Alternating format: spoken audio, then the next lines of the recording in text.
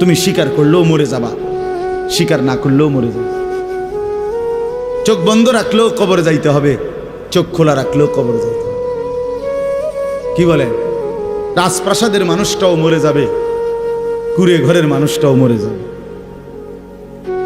সুখের খাবার যার মুখে সেও মরে যাবে, ভিক্ষার থালা যার হাতে সেও মরে যাবে, যাবে না? তো যেটা নিশ্চিত অনিবার্য বাস্তবতা, যে মৃত্যুকে আড়াল করার, অস্বীকার করার, পাশ কাটার কোনোই ব্যবস্থা নাই, কোনোই ব্যবস্থা নাই। না না ক্ষমতা দেখাইয়া, না কাইন্দা কাইটা, কোনো সিস্টেম নেই। ক্ষমতা দিয়েও মৃত্যুকে ঠেকানো যাবে না, কাইন্দা কাইটাও কি করা যাবে না মৃত্যুকে। যেটা নিশ্চিত সেটাকে ভুলে যাওয়া কেন ভাই? কেন ভুলে যাব আমরা? আল্লাহর নবী সাল্লাল্লাহু আলাইহি ওয়াসাল্লামের যেই হাদিস আমি পড়ছি, এটাই নবীজি বলছেন, আকসিরু যিকরা হাদিমিল লাজ্জাত। আমার উম্মত প্রতিদিন বেশি বেশি ওই জিনিসটাকে স্মরণ করো যেটা তোমার সমস্ত স্বাদ, আহ্লাদ, সমস্ত ব্যস্ততা সব কিছুকে স্তব্ধ করে দিবে। সব কিছু, সেটার নাম মৃত্যু। হাদিসে আছে মৃত্যু সব কিছু বন্ধ করবে। তোমার নাক, তোমার চোখের দৃষ্টি, তোমার কানের শ্রবণ শক্তি, তোমার জবানের উচ্চারণ, তোমার জিহ্বার স্বাদ, তোমার হাতের নড়াচড়া, তোমার ব্যস্ততার এই জিন্দিগি স্তব্ধ করে দিবে। দিবে কিনা বলে? আমি অনেক সময় বলি, আমার প্রায় সময় জানাজা পড়তে গেলে মনে হয়, দেখবেন জানাজার নামাজেও মনে করেন 10:30 বাজে জানাজার টাইম দিছে, 10:30 জানাজা, 10:34 বাজে গেছে, 30-40 বাজে গেছে। কিছু মানুষের এই পরিমাণ অস্থিরতা, এই মিয়া টাইম টেবিল ঠিক রাখো না, কইলা 10:30 জানাজা, 10টা মিনিট ওভার হয়ে গেছে, কতক্ষণ খাড় করায় রাখবা? মানে উনি ব্যস্ত, ওনার এই 10 মিনিট সময় নাই। আল্লাহর কসম বন্ধু, এই মানুষটাও এরকম ব্যস্তই ছিল। যে মানুষটার জানাজা হচ্ছে এখন, যার লাশ এখানে শোয়ানো, এই লোকটাও এমন ব্যস্তই ছিল। তার হাতেও একদিন সময় ছিল না। আজ গোটা পৃথিবী সব আগার জায়গায়, এই বেচারা শুধু নিস্তব্ধ। চোখের সামনের জলজ্জান্ত মানুষটা স্তব্ধ, আর হাত নড়ে না, পাও নড়ে না, আর চোখ নড়ে না, জিহ্বা নড়ে না। এজন্য দুনিয়ার এই ব্যস্ততার ভিতর দিয়ে আমরা যদি মনে করি যে আমি শুধুই দুনিয়া, ভালো মন্দ, লাভ লোকসান, চাওয়া পাওয়া, প্রাপ্তি অপ্রাপ্তি, মনের চাহিদা পূরণ, সবকিছু শুধু দুনিয়া ভাইয়া, বাবা তো আখিরাত কার জন্য? কবর কার জন্য? তাইলে নবীজি সাল্লাল্লাহু আলাইহি সাল্লাম কাকে তাইলে আখিরাত বুঝাইতে চাইছেন? আল্লাহর কোরআন এমন কোন সূরা নাই, কোরআন শরীফের 114টি সূরা, 114টি সূরার এমন কোন সূরা নাই, এমন কোন রুকু নাই কোরআনে যেখানে আখিরাতের কথা, পরকালের কথা আলোচনা নাই। এই পরিমাণ আল্লাহ তাআলা আখিরাত, আখিরাত, পরকাল, পুনরুত্থান, হাসরের মাঠ, এগুলো আল্লাহ তাআলা এতবার বলছেন, অস্বীকার করার, পাশ কাটার কোনো সুযোগ নেই, কোনো সুযোগ নেই। কোরআন শরীফে আছে সূরা মুলকের মধ্যে, জাহান্নামী যখন চিৎকার করবে, জাহান্নামের ফেরেশতারা তখন বলবে, আলাম ইয়াতিকুম নাদির, এই নাফরমান, তোমারে কি কেউ কোনোদিন জাহান্নামের ভয় দেখায় নাই? ক্বালু বালা, সে বলবে হ্যাঁ, কদ জাআনা নাদির, আমার কাছে বহু ভয় প্রদর্শনকারী বান্দা এসেছিল।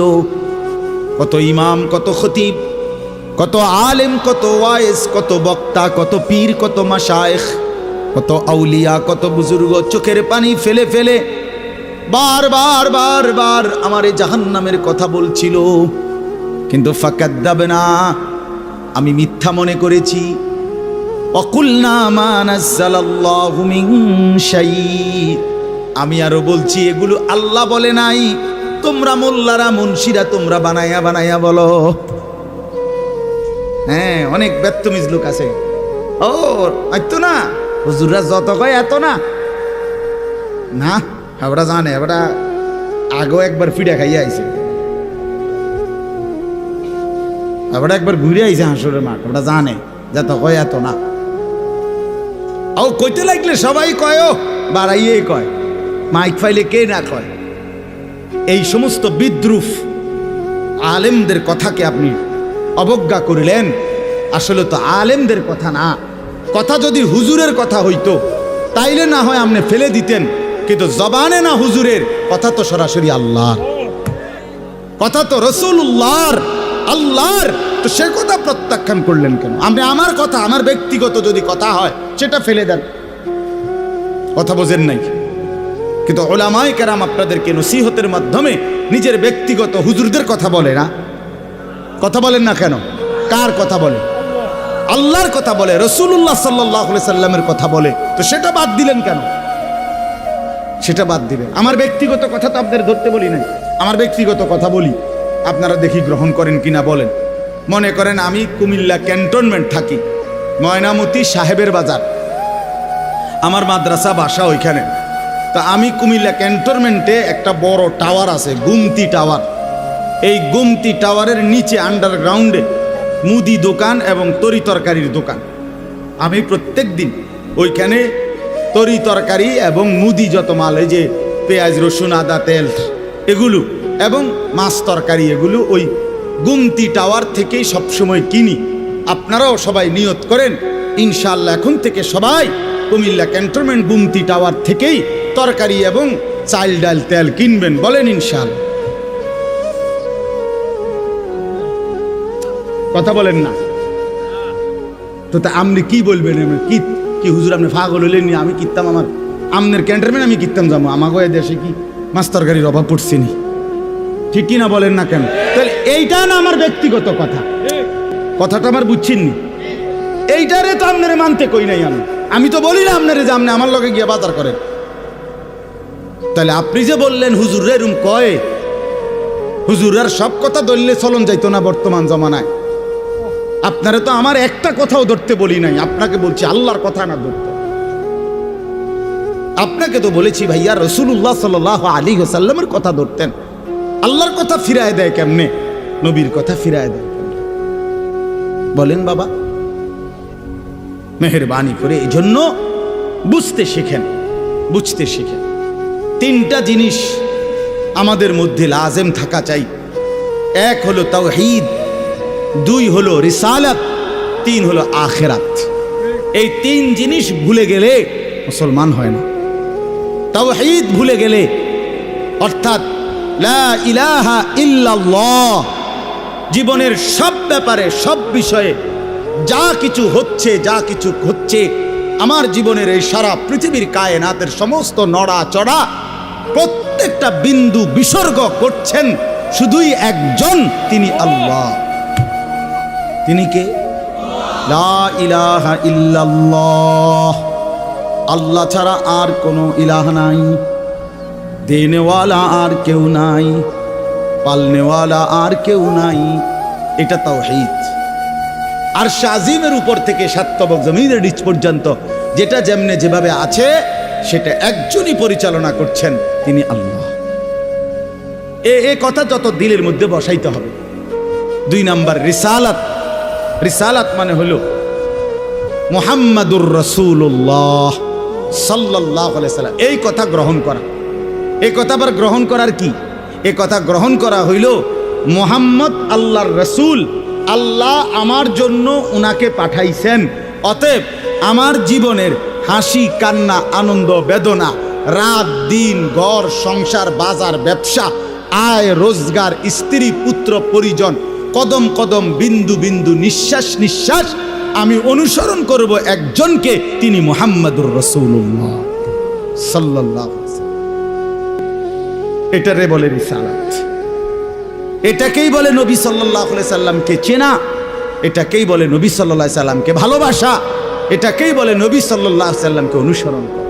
আমার ভাইয়া, আল্লাহর দোয়াই আপনি আপনার জায়গাতেই থাকেন, আপনি আপনার তরিকাতেই থাকেন, আপনি আপনার পীরের কাছেই থাকেন, যে যেখানে আছেন থাকেন, কোনো অসুবিধা নাই। শুধু নিজেরে ধোকা দিয়েন না, ধোকা খাইয়েনও না, কাউরে ধোকা দিয়েনও না। আল্লাহ রসুল বলছে আল মুমিনু লা ইয়াখদাউ ওয়ালা ইউখদাউ। খেয়াল করে শুনেন এই কথাটা। মোমেন, নবীজি বলছে, কোনো ইমানদার কাউকে ধোকা দেয় না। খোদার কসম নবী বলছে ইমানদার ধোকা খায়ও না। লা ইয়াখদাউ অর্থ সে ধোকা দেয় না, ওয়ালা ইউখদাউ অর্থ নিজেও ধোকা খায় না। অতএব রাসূলুল্লাহ সাল্লাল্লাহু আলাইহি সাল্লামের সাথে সম্পর্ক, ভালোবাসা, মহব্বতের সবটা 100 অনুসরণের মাধ্যমে, অনুসরণের মাধ্যমে। চেহারায় যার দাড়ি নাই সে রসুলকে ভালোবাসে না, ঘরে যার স্ত্রী বেপর্দা সে রসুলকে ভালোবাসে না, উপার্জনের মধ্যে যার হালাল নাই সে রসুলকে ভালোবাসে না, জীবনে যার সুন্নত তরিকার অনুসরণ নাই সে আল্লাহর রসুলকে কশ্চিন কালেও ভালোবাসে না। ভালোবাসে বললে এটা ভালোবাসার নামে ধোঁকা, মিথ্যাবাদিতা ছাড়া আর কিচ্ছু না। হ্যাঁ, হাসরের ময়দানে মার খাইয়েন না, ধরা খাইয়েন না। কথা বুঝছেন না? এখানে গাছ জোর দেখাইয়া হয়তো আমনে চিৎকার দিয়া, হুঙ্কার দিয়া, এই কইয়া সেই কইয়া, খাইয়া দাইয়া, বিরানিয়ে খিচুড়িয়ে মিল্লা পার হইয়া গেলেন আর কি। কিন্তু কবর আখেরাত এত সুধান। আখেরাত হাসরের মাঠ মামুর বাড়ি না, হাসরের মাঠ নানার বাড়ি না, আমনের সাসার শ্বশুর বাড়ি না। হাসরের মাঠ সেই মাঠ ১৬ লক্ষ আম্বিয়া, আদম থেকে মুহাম্মদ সাল্লাল্লাহু আলাইহি সাল্লাম পর্যন্ত সমস্ত নবী রসুল যে মাঠের ভয়ে আল্লাহর কাছে দিবানিশি কাঁদছেন, সেই মাঠের নাম হাসরের মাঠ।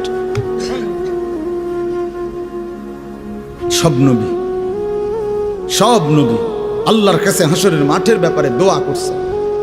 আমাদের নবী সাল্লাল্লাহু আলাইহি সাল্লাম পর্যন্ত যার কোনো গুনাহ নাই, যিনি নিষ্পাপ, সেই নবীজি পর্যন্ত 5 ওয়াক্ত নামাজের পরে সব আলেমদেরকে জিজ্ঞাসা করেন, নবীজি নিয়মিত 5 ওয়াক্ত নামাজের পরে দোয়া করতেন, আল্লাহুম্মা হাসিবনি হিসাবান ইয়াসীরা। আল্লাহ, হাসরের মাঠে আমার ভয় লাগে, আপনি আমি মুহাম্মদের, আপনার বন্ধুর হাসরের মাঠের হিসাব সহজ করে দিও। নিজের ব্যাপারে বলছে। এই জন্য বাপ রাগ হইয়েন না। 1 নম্বর তাওহীদ, কলিজার ভিতরে ঈমান মজবুত করতে হবে। 2 নম্বরে রিসালাত, জিন্দেগির মধ্যে রাসূলুল্লাহ সাল্লাল্লাহু আলাইহি সাল্লামের অনুসরণ নিশ্চিত করতে হবে। কেন মেসওয়াক করেন না? আপনি জানেন নবীজি মেসওয়াক করতেন, এই জন্য করেন না। কেন দস্তরখান বিছায়া খানা খান না? আপনি জানেন, শুনছেন যে নবীজি সাল্লাল্লাহু আলাইহি সাল্লাম দস্তরখান বিছায়া সমান জায়গায় খানা খাইতেন, এই জন্য আপনি ইচ্ছা করে এটা বিছান না। কারণ আপনার কলিজার ভিতরে সিদ্ধান্ত, আমি মুহাম্মদুর রাসূলুল্লাহ সাল্লাল্লাহু আলাইহি সাল্লামের বিরোধিতা করব। কেন আপনি দাড়ি কাটেন? কারণ আপনি শুনছেন নবীজি দাড়ি লম্বা করতে বলছে, এই জন্য আপনি এটা বুঝাইলেন। রাসূলুল্লাহ সাল্লাল্লাহু আলাইহি সাল্লাম আপনি কইছেন, আচ্ছা আমরে দেখাম, আপনি জানেন। হ্যাঁ, আপনার বাম পাও দিয়ে ঢুকতে বাথরুমে, টয়লেটে মনে থাকে না। কেন মনে থাকে না? আপনি জানেন না এটা নবীজি বলছে। কথা বলেন না, নাকি ওই কাউমি মাদ্রাসার হুজুররা কইছে? কথা বলেন না। মেসওয়াক এটা রাসূলুল্লাহ সাল্লাল্লাহু আলাইহি সাল্লামের সুন্নত না কওমি আলেমদের সুন্নত? কথা বলেন না আপনারা। তো এটা করেন না কেন? কারে ওহাবি বলেন? কারে গালি দেন? কেন গালি দেন? কি বুঝে গালি দিলেন? কেন বললেন? বলেন, কি অপরাধের কারণে আমি রসুলের দুশ্মন হব? কেন? আমি মিসওয়াক করি এই অপরাধের কারণে না? কথা বলেন না কেন? আমি দাড়ি রাখছি দেখে এই অপরাধের কারণে? কোন আমার স্ত্রী পর্দানসীন, আমার মেয়ে পর্দা করে, আমার ঘরে টেলিভিশন নাই, আমার রোজগারের মধ্যে আমি হারাম করার চেষ্টা করি না, তো সব ক্ষেত্রে রাসূলুল্লাহ সাল্লাল্লাহু আলাইহি সাল্লামের সুন্নাতের উপরে চলার চেষ্টা করলাম, তা আমি রসুলের দুশ্মন কেন হলাম? আমি বুঝাইলাম, আমি বলতে মানে আপনি যে কোনো একজন আলেমে দ্বীনকে আপনি কেন নবীর দুশ্মন বলবেন? এত বড় জুলুম কেন করেন? এত বড় কেন জুলুম করেন বাবা? চা দোকানে বসে একজন আলেমের বদনাম করলেন, আপনি আন্দাজ করলেন একজন আলেমের ইলমের কদর কত? আমরা কিতাবে স্পষ্ট পড়ছি সারা পৃথিবীর ইমানদারের সমস্ত বন্দিগি আর আল্লাহর রাস্তায় জেহাদ, এই দুইটার পার্থক্য কদ্দুর। সারা পৃথিবীর ইমানদারের সমস্ত ইবাদাত একটি সমুদ্রের মধ্যে যদি কেউ আঙ্গুল দেয়, আঙ্গুল চুবায়, তো আঙ্গুলের অগ্রভাগে পানি লাগবে যে দূর, এতে করে সমুদ্রের ঢেউ তো বন্ধ হয়ে যাবে, ঠিক না? নৌকা চলা বন্ধ হয়ে যাবে না? সমুদ্র টের পাবে কিছু? কিতাবে স্পষ্ট আছে একজন ইমানদারের সমস্ত মুমিনের সব ইবাদত একত্র করিলে এইটার মর্যাদা হলো আঙ্গুলের অগ্রভাগের পানি। আর আল্লাহর রাস্তার জেহাদ ফি সাবিলিল্লাহ, জীবন দেওয়া, জেহাদ করা, এটা সমুদ্রের বাকি পানি। এরপরে লিখছে যে সমস্ত ইবাদত এবং আল্লাহর রাস্তার যুদ্ধ, এইটাও এবার একসাথ করেন। এই সবটা এবার ইবাদাত এমনকি জেহাদ সবটা একত্র করিলে আঙ্গুলের অগ্রভাগের পানি, খোদার কসম, আল্লাহর কসম, এলেম, কোরআন সুন্নাহর এলেম, এইটা সমুদ্রের বাকি পানি। বিশ্বাস করে এবার বলেন এক আলেমে দ্বীনের কদর করে আপনি কারে টিটকারি করলেন? কারে? ওটা আপনার মসজিদের ইমাম ৬,০০০ টাকা বেতন দেখে আপনার চোখে লাগছে না? বেটার বেতন কম, হ্যাঁ বেটার বেতন কম তো আপনি না কম দিছেন, উনি নি কম নির্ধারণ করছেন, আপনি না তারে মূল্যায়ন করেন না। কথা বলেন না কেন? আমাদের সমস্ত একার একটা স্পষ্ট কথা খেয়াল করেন, যদি এক সমস্ত মুসলমানের টার্গেট হইতো যে আমি প্রত্যেক বিষয়ে আল্লাহর কোরআন রসুলের সুন্নাত মোতাবেক চলবো, তাইলে এই পৃথিবীতে মসজিদের ইমামের চাইতে ব্যস্ত জিন্দিগি আর কেউ পালন করার কথা ছিল না। কেন? ওই মহল্লার সমস্ত মানুষের ঈমান, ইসলাম, আখিরাতের সমস্ত দিক নির্দেশনা সারাক্ষণ উনাকে দিতে হইতো, তখন উনার কদরও হইতো অনেক, তখন উনার বেতনও হইতো অনেক, উনার হাদিয়াও হইতো অনেক। কিন্তু আমাদের কলিজার ভিতরে আখিরাত লাগে না মনে হইছে, কোরআন তেলাওয়াত লাগে না, রসুলের সুন্নাত লাগে না, মেয়ের বিয়েটার মধ্যে নবীর সুন্নাত কি এটা জানার দরকার নাই, ছেলের বিয়েটার মধ্যে নবীর সুন্নাত কি এটা জানার দরকার নাই। ওই হদ্দার মাতব্বর মিল্লা তারা ঠিক করছে বিয়েটার মধ্যে চেয়ার হইব ২০০, টেবিল হইব মোট ৩০টা, গেট হইব একটা ৭০,০০০ টাকা দামের গেট, হাইয়েস্ট গাড়ি যাব ৬০টা, প্রত্যেকটার মধ্যে বেড়া বেড়ি মিল্লা বইব ১৪ জন, তো ৫টার মধ্যে ৫, ১৪, ৭০ জন। এরপরে দিয়া গেটে দিব ২,০০০, বাজে খরচ হইল ৩,০০০, এই হইল ৫,০০০। এগুলো হইল হিসাব। আর হুজুরেরা আইয়া কয়ে গেছে রবিবারে মাইয়াগার বিয়া, দুপুরে দুগা ভাত খাইয়ে যাই। বুঝেন নাই?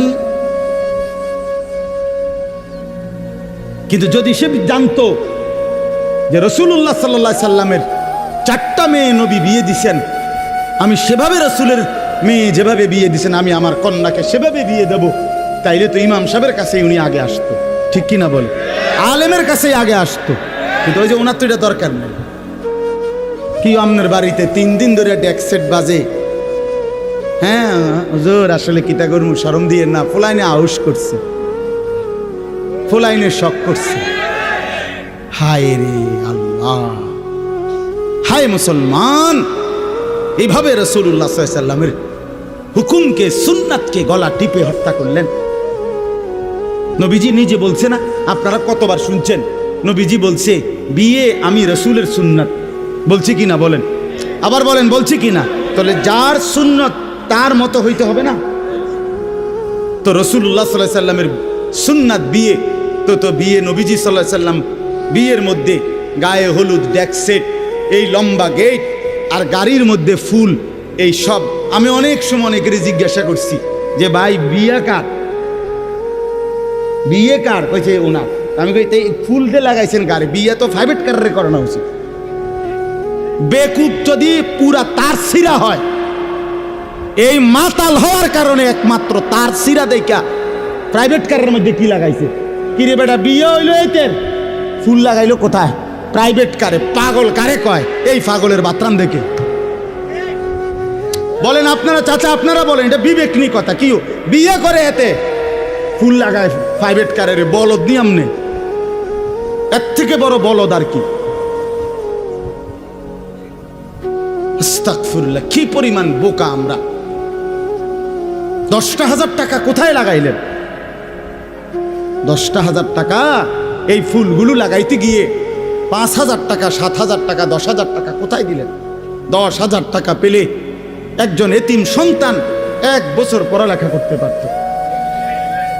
10,000 টাকা পেলে একজন বিধবা নারী হয়তো তার 2 মাসের চাল ডাল কিনতে পারত।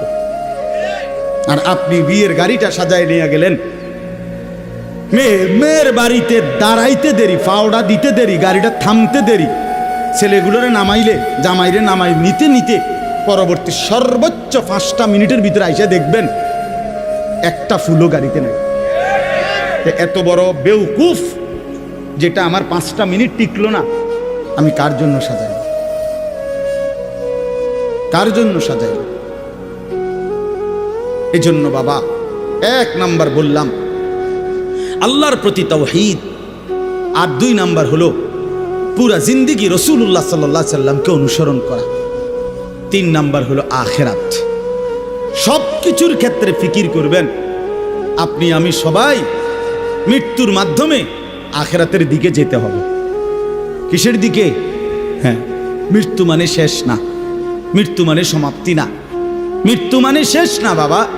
মৃত্যু মানে আখিরাত, পরকালের জিন্দেগি, পরবর্তী অধ্যায়, নতুন অধ্যায়ের শুরু, নতুন অধ্যায়ের শুরু।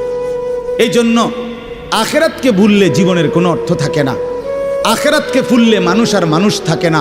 বিশ্বাস করেন, পরকালের অনুভূতি যার নাই, কবরের অনুভূতি যার নাই, হাসরের ময়দানের বিবেক যার নাই, আল্লাহর কসম ওই ব্যক্তির জীবনের কোনো নিয়ন্ত্রণ নাই। সে যা ইচ্ছা তাই করে, জন্তু জানোয়ার যা করে। সমস্ত মানুষ যারা অপরাধ থেকে বেঁচে থাকে এবং পুণ্যকর্ম উত্তম কাজে লেগে থাকে, তার একটা মূল ফিকির তার কলিজার ভিতরে এটা আছে, আমি গুনাহ থেকে বাঁচতে হবে, আমি নেক কাজ করতে হবে। কেন? আমাকে আখিরাতে যেতে হবে। কথা বলেন না কেন? যে গুনাহ থেকে বাঁচে, কেন বাঁচে? আখিরাত আছে। যে নেক কাজ করে, কেন করে? আখিরাত, আখিরাত আছে, আখিরাত আছে। এই জন্য এই 3 জিনিস শেখা দরকার, কলিজার মধ্যে আনা দরকার। তাওহীদ, রিসালাত, আখিরাত। বলেন কি? তাওহীদ মানে লা ইলাহা ইল্লাল্লাহ, বলেন। রিসালাত মানে মুহাম্মাদুর রাসূলুল্লাহ, আর আখিরাত মানে পরকাল। এখন আসেন শেষ অংশে। আখিরাতের এই পুরা আখিরাতের পরকালের জিন্দেগিটার উদ্বোধন, শুরু মৃত্যু। মৃত্যুর মাধ্যমেই শুরু হয়। এই আমি শুধু যে আয়াতটুকু পড়ছি আপনাদেরকে শুধু তর্জমা শুনাই।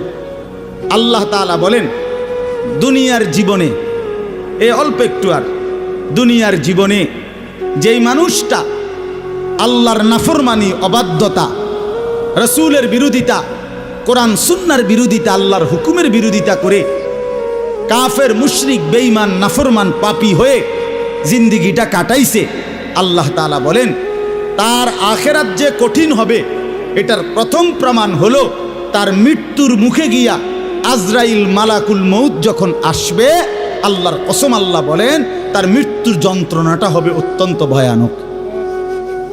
এটা দিয়েই শুরু হবে। সে মালাকুল মউত আজরাইলকে দেখেই আর তার রুহু কবচ দেখেই সে বুঝে ফেলবে তার পরবর্তী স্টেজ বড় বিপজ্জনক, তার সামনের জিন্দেগি বড় বিপজ্জনক। আল্লাহ তাআলা বলেন সমস্ত নাফরমান ব্যক্তির জান কবজের মুহূর্তটা খুব বেশি যন্ত্রণাদায়ক, খুব বেশি যন্ত্রণাদায়ক, খুব বেশি। এই যন্ত্রণার সিস্টেম হইল, নবীজি বলছেন প্রত্যেক নাফরমান পাপী, হাদিসের মধ্যে আছে নেককার ব্যক্তি ফেরেশতা আজরাইল অত্যন্ত সুন্দর আকৃতিতে নেককার ব্যক্তির কাছে আইসা তার রুহু কবজের সময় বলবে, হে পবিত্র আত্মা, আল্লাহর সন্তুষ্টি নিয়ে তুমি বের হয়ে আসো। আল্লাহ রাসূল সাল্লাল্লাহু আলাইহি সাল্লাম বলেন, কোনো পাত্র থেকে পানি যেভাবে ঢেলে দেয় এইটা যেরকম আরামসে পড়ে যায়, বের হয়, আল্লাহর কসম নবীজি বলেন নেককার ব্যক্তির রূহটা মালাকুল মউত আজরাইলের হাতে এরকম আরামসে চলে আসবে।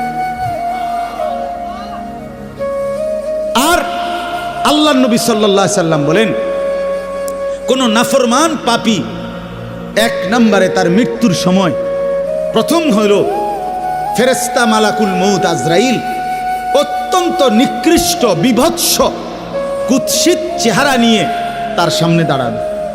আমার কাছে আরবি কিতাব আছে, ইমাম কুরতুবির কিতাব আত-তাযকিরা, এই কিতাবের মধ্যে আছে ইব্রাহিম আলাইহিস সালাম একবার আজরাইলকে বলছিল, আজরাইল কোন নাফরমান পাপী ব্যক্তির যে সময় জান কবজ করো তখন তুমি যেই চেহারা নিয়ে তার সামনে দাঁড়াও ওইটা আমার একটু দেখাও। কিতাবে আছে আজরাইল বলছে ইব্রাহিম আলাইহিস সালামকে যে আল্লাহর কসম আপনি সহ্য করতে পারতেন না। ইব্রাহিম আলাইহিস সালাম বলেন না তুমি আমারে দেখাও, আমি দেখুমই। তো আজরাইল ওই আকৃতিটা ধারণ করছে। কোন পাপীর রুহু কবজের সময় উনি যেই চেহারা ধরে অত্যন্ত নিকৃষ্ট কুৎসিত চেহারা। তো কিতাবে স্পষ্ট আছে, ইমাম কুরতুবী বলেন ইব্রাহিম আলাইহিস সালাম চিৎকার দিয়া বেহুশ হয়ে গেছে।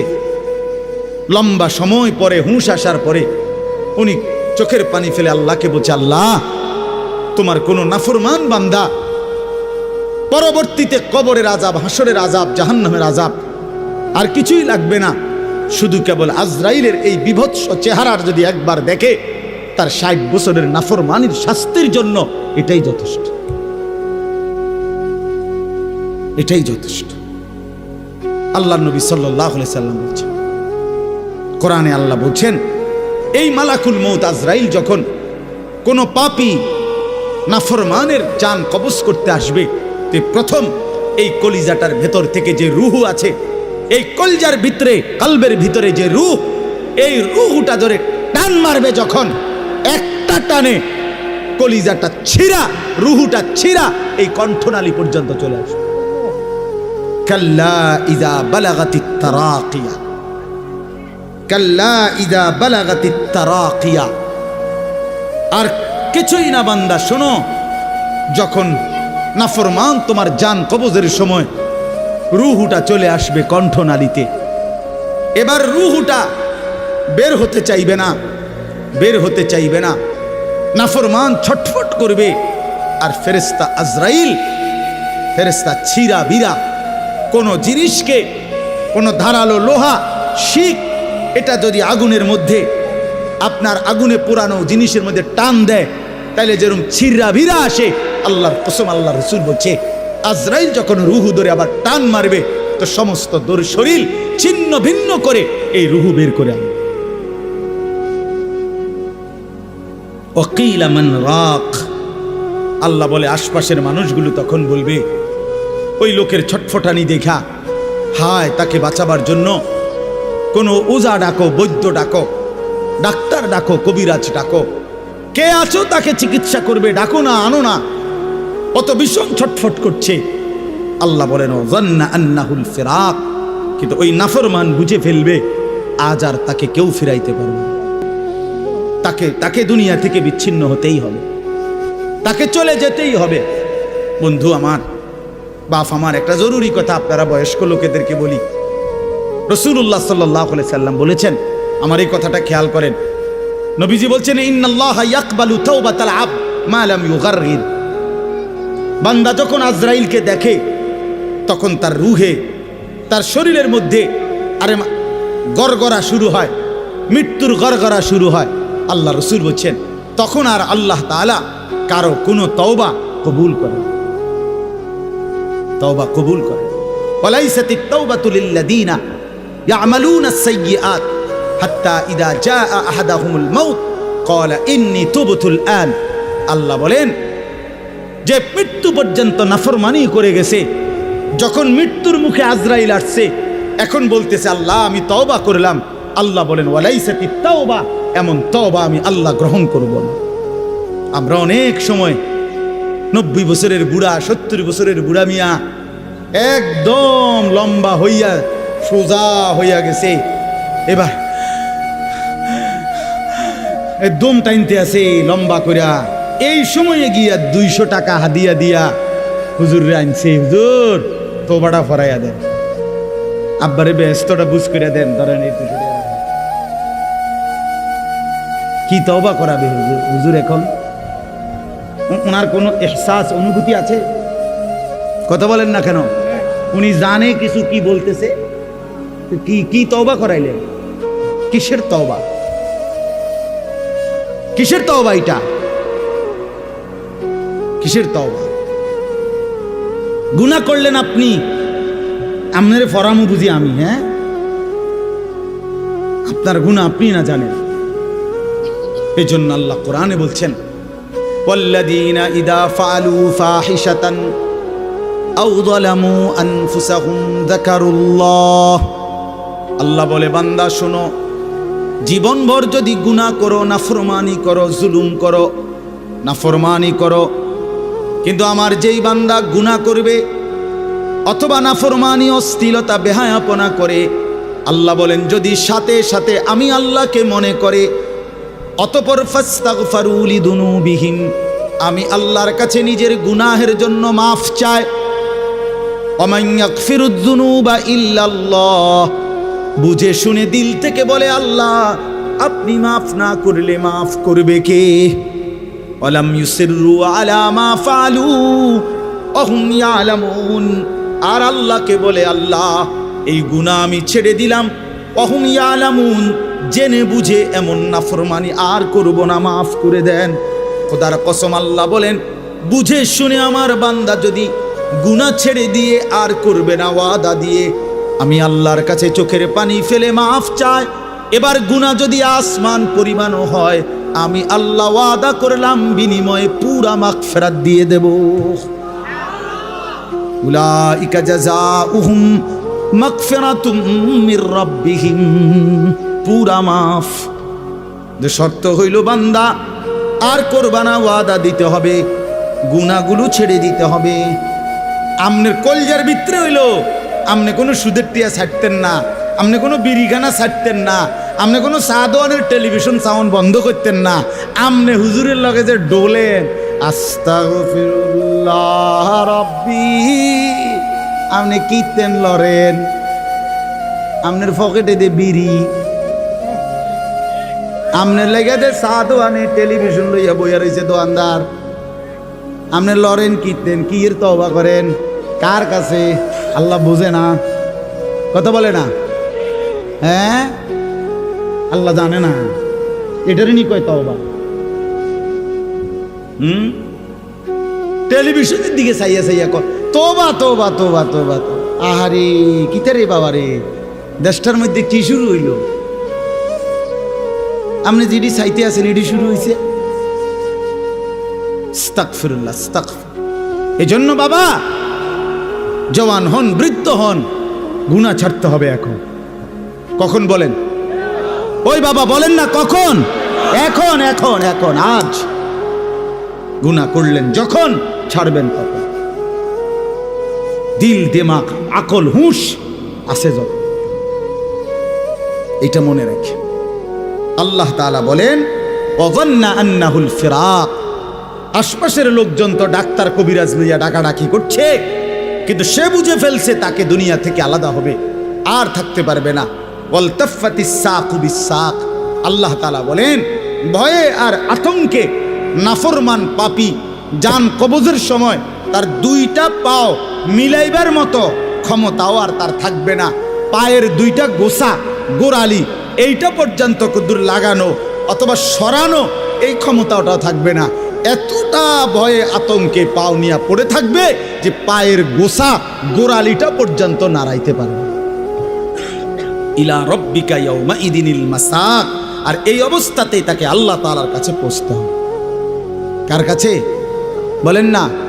এবার দেখেন এই কথাটা ছেলেরা তোমরা শোনো, শুধু চাচারাও শোনেন, নওজোয়ান তোমরাও শোনো। 4টা আয়াতে কোরআনুল কারীমে আল্লাহ বলছেন, মোট 4 জায়গায়, যে আল্লাহ বলছেন মৃত্যুর যন্ত্রণা নাফরমানের অত্যন্ত কঠিন। এই জান কবজের সময় একেবারে সব ছিঁড়া লাগবে। তো এইটা আল্লাহ বলছেন মৃত্যুর যন্ত্রণা সবচেয়ে বেশি কঠিন, যে মৃত্যুর রুহু কবজের এটা কার হবে, কার জান কবজের সময় যন্ত্রণা হবে কঠিন। আল্লাহ বলছেন ফালা সাদ্দাকা ওয়ালা ইলা রব্বিকা ইয়াউমা ইদিনিল মাসাক ফালা সাদ্দাকা ওয়ালা সাল্লা। কেন মৃত্যু যন্ত্রণা হচ্ছে, কেন তার রুহুটা ছিঁড়াবিরা নিতেছে? আল্লাহ বলেন কারণ হলো আমার এই নাফরমান বান্দা এক নম্বরে আমি আল্লাহর কথায় বিশ্বাস করে নাই, দুই নম্বরে ওয়ালা সাল্লা 5 ওয়াক্ত নামাজ আদায় করে। এই জন্য আমি আল্লাহর কসম দিয়ে হাত জোড় করে বলি, ভাইয়া আমার, বন্ধু আমার, ছেলেরা আমার, তোমরা যারা নামাজ পড়ো না, আল্লাহর কসম কবর হাসর আখেরাত মিজান তো কষ্ট হবেই, মৃত্যুর মুখে তোমাদের রুহু কবজের সময়ও ভীষণ কষ্ট হবে, কষ্ট পাইবা, খুব বেশি দিন না। ফালা সাদ্দাকা ওয়ালা সাল্লা ওয়ালাকিন কাযযাবা ওয়া তাওয়াল্লা। আল্লাহ বলেন বরং সে আমার কথা মিথ্যা মনে করেছে, আর আমি আল্লাহর হুকুম থেকে মুখ ফিরাই নিছি। আমি ডাকি এদিকে, সে যায় ওইদিকে। আজান হয় মসজিদে, নাফরমান যায় বাজারে। মসজিদে জামাত চলে, নাফরমান চা দোকানে বসে বসে গপ মারে। হ্যাঁ, ওয়ালাকিন কাযযাবা ওয়া তাওয়াল্লা। এরপরে আরো সাংঘাতিক কথা বলছে আল্লাহ, সুম্মা যাহাবা ইলা আহলিহি ইয়াতামাত্তা। আল্লাহ বলেন আমারে তো বিশ্বাস করে নাই, নামাজ পড়ে নাই, আমি আল্লাহর হুকুম থেকে মুখ ফিরায় নিছে, অথচ বউ বাচ্চা সংসারের মধ্যে গর্ব আর অহংকারের মধ্যে চলাফেরা করছে। অর্থাৎ এই যে নামাজ পড়ে নাই, হালাল খায় নাই, এইটা নিয়ে একটু লজ্জিত বিব্রত অনুভূতিটুকুও নাই, বরং বউ বাচ্চার মাঝে ফুর্তি করছে। বাবা বাবা, বুঝেন নাই? টাকা আনছে সুদের, কিন্তু কথাবার্তার স্টাইলে বোঝা যায় এটা যে গুনাহ পাপ, ওনার বিবেকের মধ্যে ওইটা নেই। রোজগারটা যে হারাম, টাকাটা যে ওজনে কম দেওয়া টাকা, টাকাটা যে কিস্তির টাকা, টাকাটা যে সুদের টাকা, টাকাটা যে অবৈধ রোজগার, এটা যে অন্যায়, এইটাও তার বিবেকে নাই। বউ বাচ্চা নিয়ে এভাবে ফুর্তি আনন্দে আসে, মনে হয় যেন পাপগুলোকে তার আর পাপই মনে হয় না, অপরাধগুলোকে আর অপরাধী মনে হয় না। এইবার আল্লাহ শেষ বললাম, আল্লাহ বলে এমন নাফরমান বন্দার জন্য আউলা আলাকা ফাআউলা, হে বান্দা তোমার জন্য দুর্ভোগ, তোমার জন্য দুর্ভোগ। সুম্মা আউলা আলাকা ফাআউলা, আবারও বলছি আল্লাহ বলে তোমার জন্য দুর্ভোগ, তোমার জন্য দুর্ভোগ, 4 বার বলছেন, 4 বার। তোমার জন্য লাঞ্ছনা, তোমার জন্য লাঞ্ছনা, তোমার জন্য লাঞ্ছনা, তোমার জন্য লাঞ্ছনা। কয়বার? তোমার জন্য কষ্ট, কষ্ট, কষ্ট, কষ্ট, তোমার জন্য দুর্ভোগ, দুর্ভোগ, দুর্ভোগ, দুর্ভোগ। এই 4 বার বললেন কেন? তাফসীরের মধ্যে লিখছে, একবার জান কবজের সময় দুর্ভোগ, 2 নম্বরে কবরে দুর্ভোগ, 3 নম্বরে হাসরের ময়দানে দুর্ভোগ, 4 নম্বরে জাহান্নামে দুর্ভোগ। কয়টা হইল? জান কবজের সময় কষ্ট পাইবা, কবরে কষ্ট পাইবা, হাসরের ময়দানে কষ্ট পাইবা, জাহান্নামে কষ্ট। কয়খানে? আয়াহসাবুল ইনসানু আন ইউতরাকা সুদান। আল্লাহ বলছে মানুষ তুমি কি ভেবেছো আমি তোমারে এমনি এমনি ছেড়ে দেব? হ্যাঁ, কি ভাবছো বান্দা? কবরের প্রথম মিনিট, প্রথম সেকেন্ডে যখন প্রশ্নের জবাব দিতে পারবা না, আল্লাহ তখনই বলে ফেলবে বান্দা, ফেরেশতারা আমার নাফরমান বান্দার জন্য জাহান্নামের বিছানা বিছিয়ে দাও, জাহান্নামের পোশাক পরিয়ে দাও। ফাআফরিশুহু মিনান নার ওয়ালবাসুহু মিনান নার ওয়াফতাহু লাহু বাবান ইলান নার।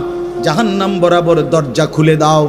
আল্লাহর নবী বলেন ফেরেশতারা যখন নাফরমানকে জাহান্নামের মধ্যে রেখে চলে যাবে, আরে কবরের মধ্যে রেখে চলে যাবে, কবরের ডান পাশের মাটি একটা চাপ দিবে বাম দিকে চলে যাবে, বাম দিকের মাটি ডান দিকে চলে আসবে। আল্লাহর নবী বলেন হাত্তা তাখতালিফা আদলাউহু, ডান পাশের হাড্ডি পাজর ভাঙ্গা চুরচুর হয়ে বাম দিকে চলে যাবে, বাম পাশের হাড্ডি পাজর ভাঙ্গা বন্ধু ডান দিকে চলে আসবে। প্রথম মিনিটেই হাড্ডির শরীর চুরচুর হয়ে যাবে। আল্লাহ ছাড়বে না, আমারেও না আপনারেও না, বিশ্বাস করুন। দুনিয়া আল্লাহ তাআলা তো শাস্তির জায়গা না। আল্লাহটা বলছে তো আমি এটা শাস্তির জায়গা না, এটা পরীক্ষার জায়গা। কথা বোঝেন নাই? দুনিয়া কিসের জায়গা? এই জন্য ছাড় দেই না। আমি যদি ডেইলির ফিডে ফিরতাম তো তুমি তো মাথা টিকতা না। আজকে যারা নামাজ পড়ে নাই, এখন যারা এশার নামাজ পড়ে নাই, মনে করেন এখন গিয়ে ঘুমাবে, তো ফেরেশতা যদি একটা লাথি মারে, আইয়া একটা কিচ্চা লাথি মারে যে গাদ্দার ওঠ, তো একটা লাথির লোকে তো 7টা মহাদেশ পার হইয়া যাবে। যদি একটা টানা চটকনা দেয় ঘাটটা বাড়াইয়া, কি হবে তখন? এই জন্য আল্লাহ কোরআনে বলছে, আমি যদি বান্দা নগদ শাস্তি দেই তাহলে তো ঘাড় সোজা কইরা একজনও চলতে পারবে না। আমি তো জমিনটাকে, পৃথিবীতে আমি আল্লাহ শাস্তির জন্য না, এটা বিচারের জায়গা না, এটা আমলের জায়গা, বিচারের জায়গা আলাদা। মালিকি ইয়াউমিদ্দিন। চলেন, রাত গভীরে, অনেক রাত হইছে, আমরা আপনাদের কাছে বলার চেষ্টা করলাম, নিজেরা ধাক্কাধাক্কি না করেন, বুঝতে শিখেন।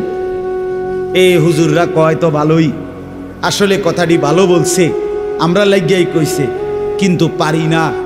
হ্যাঁ, পারি তো না। বাবারা, চাচারা, এই সমস্ত ফাজিলি কথা বলিয়েন না, এই সমস্ত মস্কারি কথা বললেন না যে পারি না। পারবেন না কেন? আপনি পারবেন না কেন? পারবেন না। আপনি এই 60 বছরে কি কম কিছু পারছেন? আপনি 60 বছরে হুদা চিড়া খাইছেন? পারবেন না কেন? অবশ্যই পারবেন। আপনি নিয়ত করেন, আমার ছেলেকে নামাজ পড়াবো, মেয়েকে নামাজ পড়াবো, নাতি নাতনিকে নামাজ পড়াবো, আল্লাহর কোরআন শিখাবো, স্ত্রী সন্তানকে পর্দা পুশিদা করাবো। আপনি ফয়সালা নিয়ে ফিকির করেন, না বুঝলে ওলামায়ে কেরাম থেকে জিজ্ঞেস করেন যে হুজুর আমি কেমনে কি বলতাম, কেমনে কি করতাম। আপনি শিখেন, আপনি বুঝেন, মৃত্যু পর্যন্ত বলা চালু রাখেন। তাইলে হবে কি, যদি আপনার কথায় তারা ফিরেও না আসে, আপনার লাগাতার বলা, চোখের পানি ফেলা, আপনার অব্যাহত চেষ্টার কারণে হতে পারে আল্লাহ আপনারে মাফ করে দেন। কিন্তু আপনি যে মাতেনও না, লড়েনও না, আপনি বইয়া বইয়া তারার লগে ভাত খান, আপনি আপেল খান, মালটা খান, গপ মারেন, খুশি, অথচ তারা নামাজ পড়ে না। এইটা কি ধরনের জিন্দেগি? আল্লাহ আমাদেরকে বুঝার তৌফিক দান করেন। যেই ছেলেরা আলহামদুলিল্লাহ আজকের এই মাহফিলের ইন্তজাম করেছো, ভাই তোমাদের কাছে আমার অনুরোধ, ভাইয়া নামাজ পড়ো। যুবক, আমার অনুরোধ এটা, নামাজ না পড়লে কোনো লাভ হবে না। যারা মাহফিল সাজিয়েছ, এবার জিন্দেগি সাজাও, নিজেকেও সাজাও। এত সুন্দর মাহফিল যাদের হাতে হয়েছে, তুমি কেন নষ্ট হইবা? তুমি বরবাদ হইবা কেন? তুমি মানুষকে ডাকলা আল্লাহর দিকে, নিজে দিলা না সেজদা, তো কি লাভ হলো ভাইয়া? কি লাভ হলো? এটা কেমন ইনসাফ হলো ভাই? এজন্য দয়া করে বাপ, প্রত্যেকটা যুবক ইনশাআল্লাহ আল্লাহর জন্য, দ্বীনের জন্য নিজেকে সুন্দর করে ইবাদত আমল না করলে হবে না। আগামী দিনে ইসলামের জন্য আরো কোরবানি লাগবে। অবশ্যই দেখেন, সারা পৃথিবীতে ইসলাম আর কুফরের যুদ্ধই শুরু চলছে। ইসরায়েল এবং ফিলিস্তিনের যুদ্ধ তেল নিয়া। কথা বলেন না কেন? তেল নিয়া, টাকা নিয়া, দিন নিয়া। ইসরায়েলের সাথে লেবাননের যুদ্ধ ঈমান আর কুফরের যুদ্ধ। কথা বলেন, সারা পৃথিবীর এই গোলযোগ বাড়তেছে। ঈমান আর কুফরের যুদ্ধ, ইসলাম আর বেঈমানের যুদ্ধ। অতএব এই যুদ্ধে যদি তুমি টিকতে হয় তো অবশ্যই তোমাকে সেজদাওয়ালা হইতে হবে। যে কপালে সেজদা নাই, তুই পারতা না। আমি সব সময় বলি ভাই, দুইটা স্লোগান মারন আর আল্লাহর জন্য জীবন দেওয়া এক কথা না। এজন্য নামাজ পড়ো, মোবাইলের নেশা ছাড়ো ভাইয়া, মোবাইলের নেশা কমাও, ব্যক্তিগত প্রয়োজনের মধ্যেই রাখো। একটু চেষ্টা করলে, হিম্মত করলে, যে মানুষ আজীবন লবণ দিয়া ভাত খাইতো, ডাক্তার নিষেধ করার পরে 20 দিন চেষ্টা করে সে এখন লবণ ছাড়াও ভাত খাইতে পারে। যে মানুষ আজীবন চিনি দিয়া চা খাইতো, ডাক্তার নিষেধ করার পরে এখন 20 দিন চেষ্টা করার পরে এখন সে চিনি ছাড়াও চা খাইতে পারে। যে মানুষ সব সময় মিষ্টি খাইতে পছন্দ করত, এখন ডাক্তার ডায়াবেটিস বলার কারণে মিষ্টি খাওয়া ছেড়ে দিতে বলাতে সে এখন পরবর্তী 10 বছর 15 বছর মিষ্টি ছাড়াও জিন্দিগি চালাইতে পারে। যে মানুষ বহুদিন বিড়ি সিগারেট খাইতো, কোনো আলেমে দ্বীনের কথা শুই না, হয়তো ছেড়ে দিছে, কিছুদিন কষ্ট হয়েছে, 20 দিন 50 দিন 1 মাস, কিন্তু এরপরে ঠিকই তার কাছে এটা সহজ হয়ে গেছে। তো ঠিক তেমনি ভাবে ইনশাআল্লাহ হিম্মত করিলে তুমিও গুনাহ থেকে বাইচা পাক্কা নামাজি হওয়ার যদি হিম্মত করো তো তুমিও পারবা, ইনশাআল্লাহ পারবা। দুনিয়ার এই শরীর বাঁচাইবার জন্য যদি কত কিছু ডাক্তারের কথা মতো বিরত থাকা যায়, তো আখেরাতে জাহান্নামের আযাব থেকে বাঁচার জন্য, কবরের আযাব থেকে বাঁচার জন্য, মৃত্যুর যন্ত্রণা থেকে বাঁচার জন্য গুনাহ তো ছেড়ে দেওয়া উচিত। আল্লাহ আমাদেরকে তৌফিক দেন, কবুল করেন। আল্লাহ তাআলা আজকের এই সুন্দর মাহফিলের মধ্যে বরকত দান করেন। অনেক ওলামায়ে কেরাম আসছেন, আল্লাহ আপনাদেরকে হায়াতে তয়্যিবা আফিয়া দান করেন। চাচারা, বাবারা, মুরব্বীরা, বয়স্করা, আল্লাহ তাআলা আপনাদেরকেও আরো বেশি নেক আমলের তৌফিক দেন। আমার অনেক চাচা এখানে, চাচারা আমার হাত জোর করে অনুরোধ, আমি আপনাদের কাছে অনুরোধ করছি, আপনারা বিড়ি সিগারেট খাইয়েন না। আমার এটা অনুরোধ।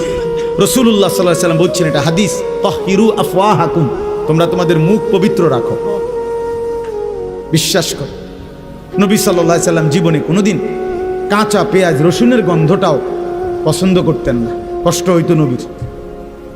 আপনি এই দুর্গন্ধওয়ালা মুখ নিয়া কেমনে সুপারিশের জন্য দাঁড়াইবেন? হাউজে কাউসারের পানির জন্য কেমনে দাঁড়াইবেন? নবী যদি জিজ্ঞেস করে, উম্মত মৃত্যুর দিন পর্যন্ত, শেষ পর্যন্ত বিড়ি সিগারেট আগুনের মধ্যেই ছিল, তখন বলে, এই জন্য অনুরোধ করলাম, বিড়ি সিগারেটের বদভ্যাস ছেড়ে দেন, চা দোকানের আড্ডা ছেড়ে দেন, টেলিভিশনে নাচ গান দেখা ছেড়ে দেন। যুবক ভাই, তোমরা নামাজ পড়ো, চরিত্রবান থাকো। পর্দার আড়ালের মা বোন যারা, তাদেরকে বলছি, আপনারা আপনাদের পর্দা, সতীত্ব, ইজ্জতের হেফাজত করেন। যে নারীর পর্দা নাই, যে নারীর সতীত্বের কদর নাই, যে নারীর মধ্যে হায়া লজ্জা নাই, পর্দার গুরুত্ব নাই, বিশ্বাস করেন, বিশ্বাস করেন, ওইটা কোনো বেটিও না, বেটির জাতন, এটা প্লাস্টিক। আসলে এটা প্লাস্টিক। হ্যাঁ, নারী বলে থাকে যার সত্তার ভিতরে নিজেকে আড়ালে রাখা, নিজেকে লুকিয়ে রাখা, পর্দায় রাখা, এইটা যার মধ্যে সৃষ্টিগতভাবে আছে সর্বদা, তারই নারী বলে। নারী বেহায়া, বেপর্দা, এটা কোনো বেডিয়ে না, বেডিয়ে না। এটা নারী কেমনে বেপর্দা হয়? নারী তো নারী। এই জন্য দয়া করে মা বোনদেরকে বলি, পর্দা পশিদার গুরুত্ব দিবেন। আল্লাহ তৌফিক দান করেন, আল্লাহ তাআলা কবুল করেন। সুবহানাল্লাহি ওয়া বিহামদিহি, সুবহানাকাল্লাহুম্মা বিহামদিকা।